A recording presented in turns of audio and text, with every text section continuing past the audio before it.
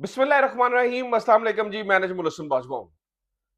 नाज़रीन किराम, इलेक्शन मुलतवी हो रहे हैं, इलेक्शन मुलतवी हो जाएंगे, इलेक्शन वक्त पर नहीं होंगे, इलेक्शन वक्त पर हो नहीं सकते, इस तरह की खबरें हम सुनते आए हैं। कभी इसके ऊपर जो है ना वो कुछ सर्टन किस्म की सिचुएशन नहीं रही है, ये पक्का इरादा नहीं रहा या ना नजर आया कि इलेक्शन वक्त पर होंगे, लेकिन फिर भी एक उम्मीद, एक होप रही कि इलेक्शन जो है वो 8 फरवरी को हो जाएंगे।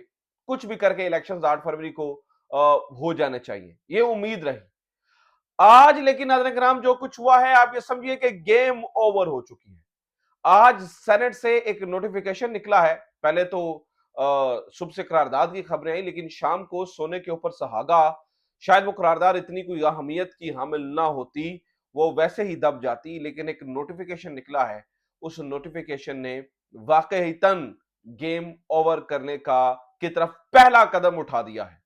अब इलेक्शंस, अगर मैं कल ये कह सकता था कि 100% हो रहे हैं, तो आज मैं 50% भी श्योर नहीं हूं कि अभी इलेक्शंस होंगे या नहीं।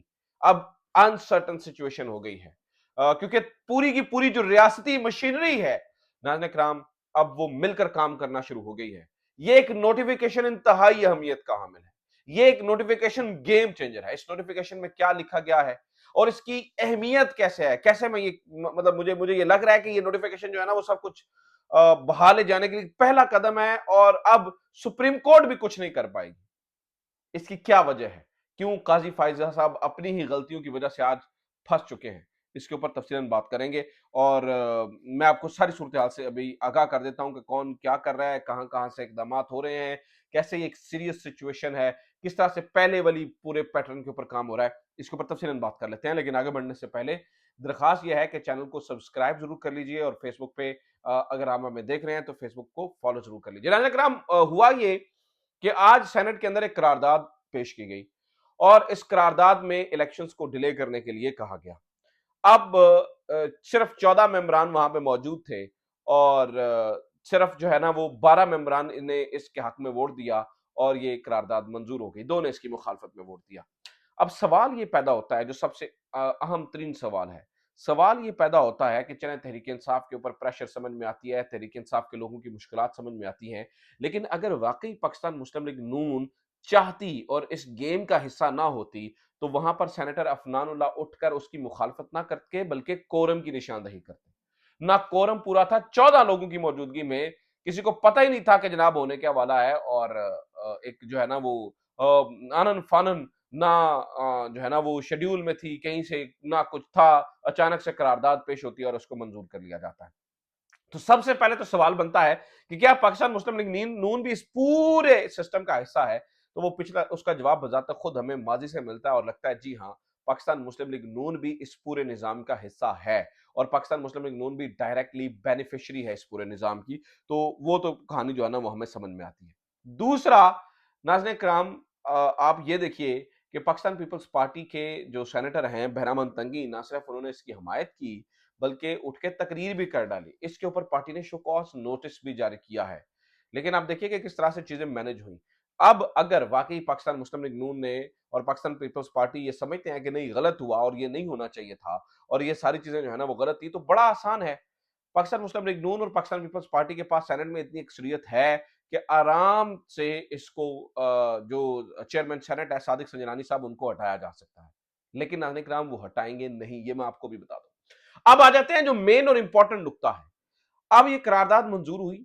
इस करारदाद के मंजूर होने के बाद नाज़रीन किराम, सेनेट ने एक नोटिफिकेशन निकाला इसकी मंजूरी का, और उसका नोटिफिकेशन सदर, वजीर आजम, इलेक्शन कमीशन और वजारत दिफा को भेजा गया। आप ये समझिए कि एक पूरा प्रॉपर, जैसे होता है ना फॉर्मल, आपने एक पूरा एसओपी फॉलो करना होता है, उस एसओपी को फॉलो किया गया। अब ये जो नोटिफिकेशन है नाज़रीन कराम, ये अब जो हाउस है यानी कि जो पार्लिमान है उससे मंजूर होकर एक चीज इनके पास आ गई, इलेक्शन कमीशन के पास। और इलेक्शन कमीशन चूंकि ऑब्वियसली माजी में भी हाउस से मंजूर हुई सारी चीजों को, और जैसे दो सूबों के अंदर जो हुआ था, उसके अंदर वो हाउस की बात ही मानता रहा है, तो अब प्रेसिडेंट सेट है। अब इलेक्शन कमीशन के पास पूरा इख्तियार है, क्योंकि तब भी एक तरफ सुप्रीम कोर्ट थी और फिर जो है ना वो इलेक्शन कमीशन ऑफ पाकिस्तान था, और दूसरी तरफ पार्लियामान थी। तो ऑब्वियसली वही हुआ था जो पार्लियामान और इलेक्शन कमीशन ने चाहा था, सुप्रीम कोर्ट कुछ नहीं करवा सकी थी। अब इनके पास एक प्रेसिडेंट सेट है, और एक पूरा प्रॉपर एसओपी तय है। तो अब जनाब ये मैं आपको बता दूं कि इलेक्शन कमीशन, अब अगली कहानी ये है कि इलेक्शन कमीशन सुप्रीम कोर्ट में जा रहा है और सुप्रीम कोर्ट कुछ भी कर ले, अब ना करना मामला गड़बड़ नजर आ रहे हैं। अब सिचुएशन जो है ना वो आउट ऑफ कंट्रोल नजर आ रही है। और मैं आपको ये बता दूं, इस पूरी सिचुएशन में अगर आप मुझसे पूछे कौन हारा और कौन जीता, कौन हारा और कौन जीता, और फिर सवाल ये भी, मैं अभी आगे और भी सिचुएशन आपको बताता हूं कि इससे ये छोटी मतलब पिक्चर में नहीं होना, पर एक लार्जर कॉन्टेक्स्ट में देखिएगा आप। बहुत इसमें एक प्लेयर नहीं है, उसमें बहुत बड़े बड़े प्लेयर्स हैं जो कि इस पूरी गेम का हिस्सा हैं। तो आप मुझसे सवाल पूछ सकते हैं कौन जीता कौन हारा, मैं कहूंगा इमरान खान जीता, और बाकी ये पूरा निजाम नंगा होकर हार गया। ये निजाम नंगा होगा। जिन लोगों को कुछ वहम था, जिन लोगों को लगता था कि फला आएगा फला होगा, तो ये हो जाएगा, आपको ये मालूम ही हो जाएगा कि उस फलां के आने की, यानी कि इंसाफ लेने के लिए, खास तौर पर अदालतों से इंसाफ लेने के लिए एक फलां के आने के इंतजार था, और उस फलां के आने के बाद सारी चीजें हुई हैं। और उस फलां के बारे में कहा गया था कि जब वो आएगा और ये वाला जाएगा तो सारी चीजें हमारे लिए जो है ना वो सेटल हो जाएंगी। आज वो सारी चीजें सेटल होती चली जा रही हैं। उमर अता बंदयाल एक वाकई दलेर शख्स थे, एक बहादुर शख्स थे, और वो खड़े हो गए थे। अब आ जाते हैं नाज़रीन इकराम, क्या मामला इतना छोटा सा ही है या इसके पीछे और बड़ी चीजें हैं? देखिए, मुझे लगता है कि इस पूरे मामले को ऊपर तक सेटल किया गया है। आईएमएफ की परेशानी है, आईएमएफ का मामला है, तो आईएमएफ को भी डील कर लिया जाएगा। आईएमएफ की जो मसले मसाइल हैं उनको डील करने के लिए जो है ना वो अरब ममालिक बीच में आ सकते हैं, अरब ममालिक बीच में कुछ कर सकते हैं। और फिर मैं आपको बता दूं कि जो सबसे बड़ी वजह बताई जा रही है वो ये है कि स्टॉक मार्केट में इन्वेस्टर्स को भी मैनेज किया गया है। और इस वक्त जो आप उड़ान ही उड़ान देख रहे हैं ना, ये बड़ी हद तक उनको थपकी दी गई है, इस वजह से उड़ान ही उड़ान नजर आ रही है। और फिर नाज़रीन कराम, मैं आपको ये भी बताऊं कि और बड़ी सारी चीजों को जो है ना वो मैनेज किया गया है। सेनेटर्स को खास तौर पर ये कहा गया है कि ठीक है, आपको एक और टर्म मिल जाएगी, आप आराम कीजिए। अब मसला तो ये है कि अगर ये इलेक्शन नहीं होते तो आगे सेनेट के इलेक्शन भी डिरेल हो जाएंगे, तो उनको भी जो है ना वो मैनेज करने की बातें जो है ना वो सामने आ रही है। यानी कि एक इमरान खान को हराने के लिए हमने पूरे सिस्टम की जई तई फेर दी, पूरा सिस्टम उड़ा के रख दिया है, पूरे सिस्टम को लिटा के रख दिया है, पूरा सिस्टम तबाह करके रख दिया है, सिर्फ एक इमरान खान को हराने के लिए। तो आप मुझसे पूछिए क्या इमरान खान हार गया? मैं कहूंगा नहीं, एब्सोल्युटली नॉट। इमरान खान नहीं हारा। इमरान खान तो अपने स्टांस पे है, इमरान खान तो खड़ा है, इमरान खान तो कह रहा है कि मैं आऊंगा पावर में, और इमरान खान आएगा पावर में। नाज़रीन इकराम, मैं आपको बता दूं, कुछ भी हो जाए, इमरान खान पावर में आ रहा है, ये मैं आपको बता दूं। इसके अलावा और कोई हल नहीं है। ठीक है। फिर जनाबे वाला, आप मुख्तलिफ लोगों को देखिए, जैसे कामरान खान साहब। अब कामरान खान साहब जो है ना वो कहां से, उनकी वो किसको रिप्रेजेंट करते हैं, कहां से उनको लाइन मिलती है, ये सबको पता है। तो कामरान खान साहब जो है वो इस मामले में जो है ना वो हमें आगे बढ़ते हुए नजर आ रहे हैं, और वो कह रहे हैं कि क्या फायदा ऐसे इलेक्शन का, नहीं ठीक है मुआशी पॉलिसी को चलाना चाहिए, ये वो।